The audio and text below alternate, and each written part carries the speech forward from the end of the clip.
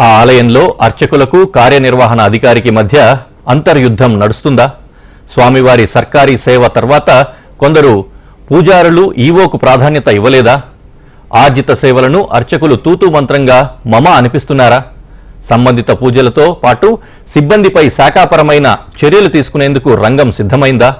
అసలు ఆ ఆలయంలో ఏం జరుగుతోంది?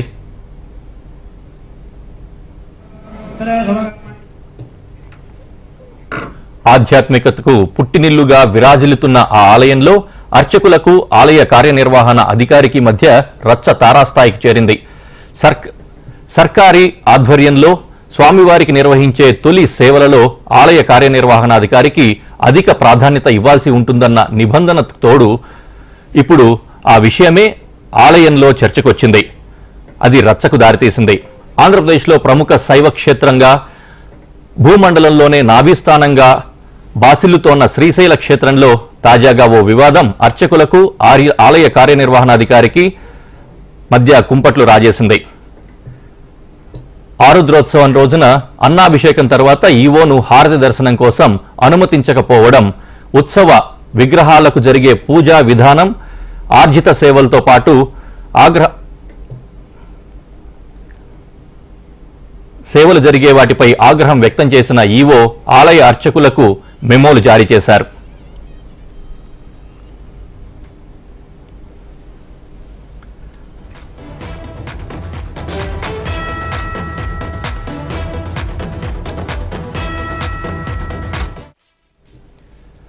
దేవాలయాలు మన సంప్రదాయానికి ప్రతిరూపాలు. హిందూ ధర్మం, ఆచార వ్యవహారాలు దేవాలయం నుంచే మొదలవుతాయి. అలాంటి పవిత్ర క్షేత్రాల నిర్వహణలో ఆలయ పాలకవర్గం, అర్చకులు రెండు కళ్ళు వంటివి. వీరే కట్టుబాట్లు పక్కన పెడితే ఇక మిగిలేది రచ్చే. ఇప్పుడు శ్రీశైల దేవదర్శనంలో ఇదే జరుగుతోంది. ఓవైపు శ్రీశైలంలో సంక్రాంతి బ్రహ్మోత్సవాలు అత్యంత వైభవంగా జరుగుతూ ఉంటే, మరోవైపు అదే స్థాయిలో అర్చకులు, ఈవో మధ్య వివాదాలు తారాస్థాయికి చేరాయి. ఇందుకు కొందరు పూజారుల వ్యవహారమే ప్రధాన కారణమన్న గుసగుసలు వినిపిస్తూనే ఉన్నాయి.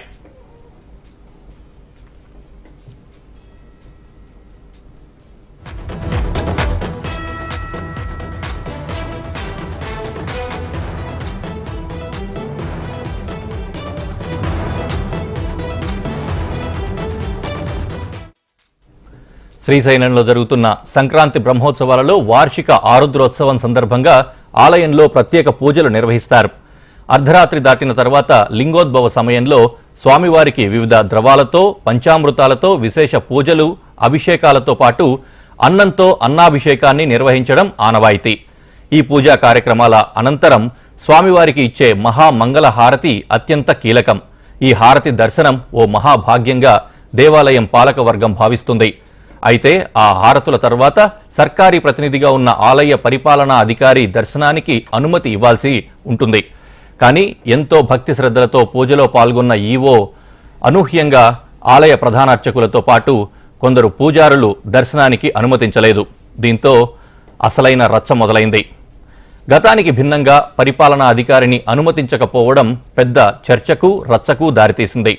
తీవ్ర మనస్తాపం చెందిన ఆలయ ఈవో పూజారుల వ్యవహారంపై పూర్తిగా దృష్టి సారించారు.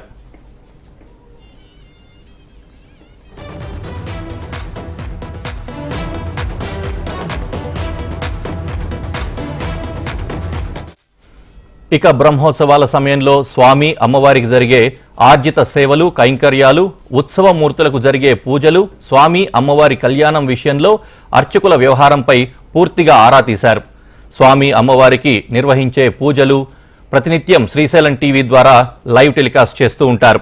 వాటికి సంబంధించిన పూర్తి సమాచారం స్టోరేజ్ చేస్తారు.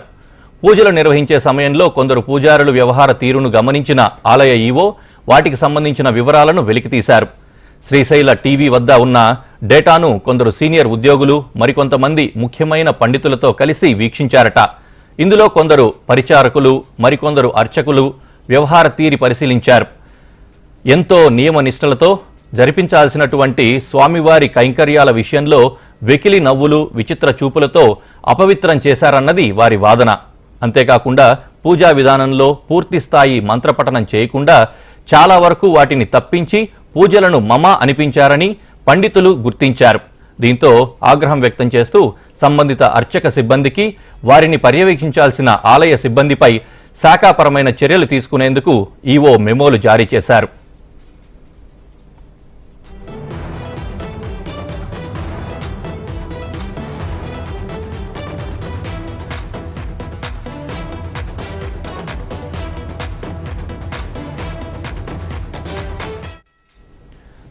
హారతి దర్శనానికి దేవస్థానం ఈవోను అర్చకులు అనుమతించకపోవడం, ఉత్సవ విగ్రహాల కైంకర్యాలపై తీవ్ర అసంతృప్తితో ఉన్న ఆలయ ఈవో శ్రీనివాసరావు అర్చకులపై మండిపడుతున్నారు. అర్చకులు, పరిచారకులతో పాటు ఆలయ సిబ్బందికి కలిపి ఏకంగా 20 మందికి మెమోలు జారీ చేయడం చర్చనీయాంశంగా మారింది. అయితే దీనిపై ఆలయ పురోహితులు ఇప్పటివరకు నోరు మెదపలేదు. తమకిచ్చిన మెమోలకు ఎటువంటి సమాధానం చెబుతారా అని అందరూ ఆసక్తిగా గమనిస్తున్నారు. ఏది ఏమైనప్పటికీ ఆలయ అధికారులు, అర్చకులు కలిపి దైవ దర్శనానికి తరలివచ్చే భక్తులకు మెరుగైన సౌకర్యాలు కల్పించాల్సింది పోయి ఇటువంటి వ్యవహారాలు చేయడం ఏంటని భక్తులు, హైందవ ధర్మ సంఘాలు తీవ్ర నిరసన వ్యక్తం చేస్తున్నాయి. మరి శ్రీశైలం ఈవో, అర్చకుల మధ్య రగిలిన ఈ చిచ్చు ఎక్కడి వరకు వెళ్తుందానని అందరూ ఆసక్తిగా గమనిస్తున్నారు.